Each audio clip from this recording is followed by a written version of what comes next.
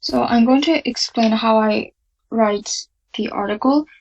In the introduction part, I first discuss about the primary cause of microplastic in Korea, which is styrofoam buoys.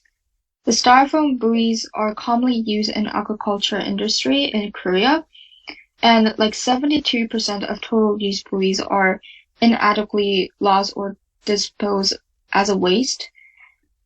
And the styrofoam are easily broken into microplastics by waves and UV light of sunlight.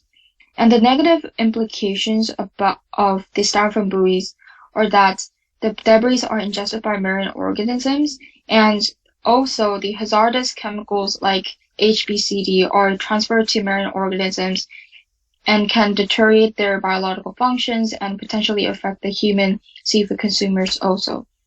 In the main body parts, I first mention about the efforts done to deal with styrofoam issue and their limitations. First, I mentioned about the policy of the Ministry of Oceans and Fisheries of the Korean government. Currently, the ministry announced the policy to replace all the styrofoam buoys into the eco-friendly ones by 2025. But the limitation here is that they lack of standards and the qualification of eco-friendly buoys.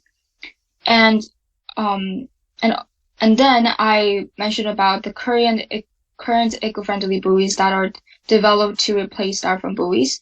But the problem is that 95% of eco-friendly buoys are made out of plastic, and they're not recyclable, which means that we are creating another plastic waste in the marine environment.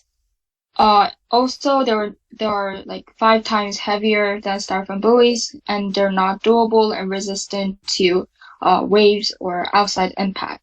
So I propose a new eco-friendly buoy that is more durable and improve on the weaknesses shown in the current eco-friendly buoys, which is like weight, material, and more durability to impact.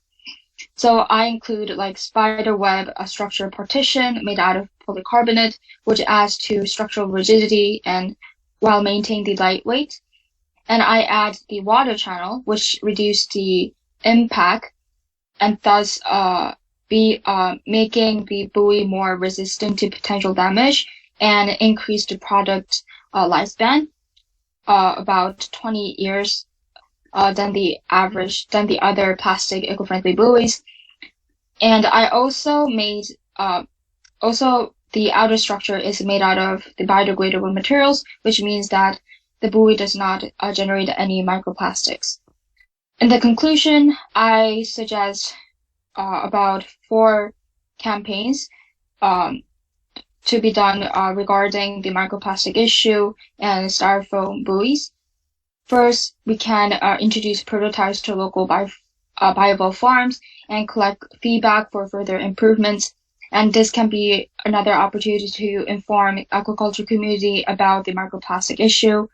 And we can organize annual engineering competition and judge international schools to design eco-friendly buoys and other styrofoam products to raise awareness of students and to raise awareness of the public.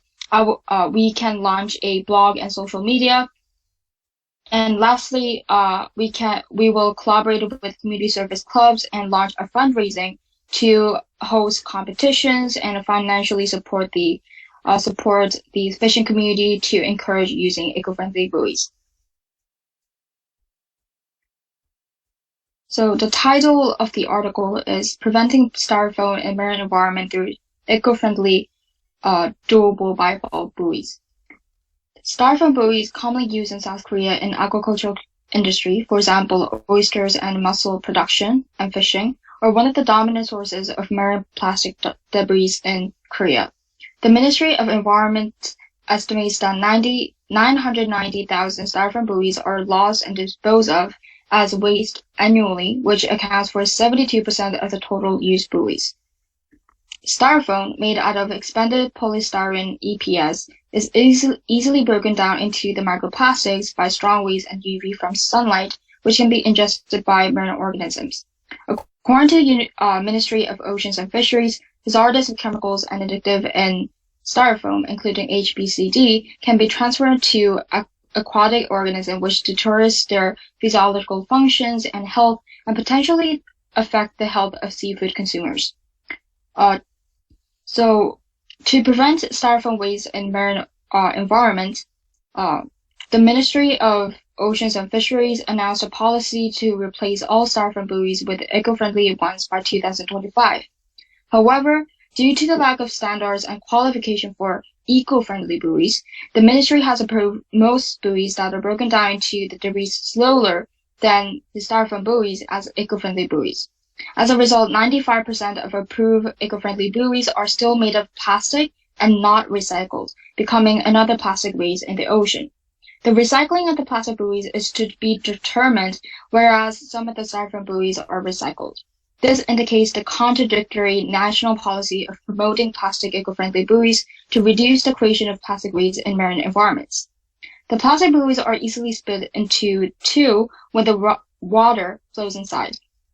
While there are buoys made out of eco-friendly materials such as aluminum, seafood sludge, and wood powder, the buoys are 2 to 5 times heavier than the styrofoam ones, or not resistant enough to outside impact. To effectively prevent plastic debris in marine environments, a more durable buoy made out of biodegradable materials should be created. A new eco-friendly buoy will be designed to improve on weight, material, and durability to impact. The spider web structure partition made out of polycarbonate would add more structural rigidity than other eco-friendly buoys with lattice partition to withstand the winds and waves while maintaining the lightweight as styrofoam buoys. Additionally, the buoy will experience 20% less impact due to the presence of water channel, thus more resistant to potential split commonly shown in current plastic buoys. By reducing the impact, the product lifespan will be 2 years longer than the other plastic buoys.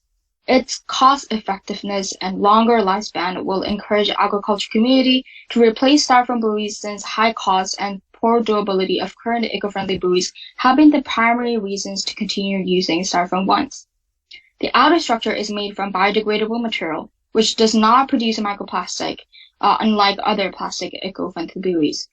As styrofoam buoys are not well known to the public as a significant cause of microplastic issues in South Korea, several campaigns should be held to increase awareness. We will introduce the prototypes to local biofarms and collect feedback for further improvements while informing the agriculture community about the microplastic issue. To raise students' awareness, we will organize an annual engineering competition at Jeju International Schools to design eco-friendly buoys and other products often made out of styrofoam and launch a blog and social media. Additionally, we'll collaborate with community service clubs and launch a fundraising to organize competition and financially support the fishing community to encourage replacing styrofoam buoys with eco-friendly ones. And here are the references.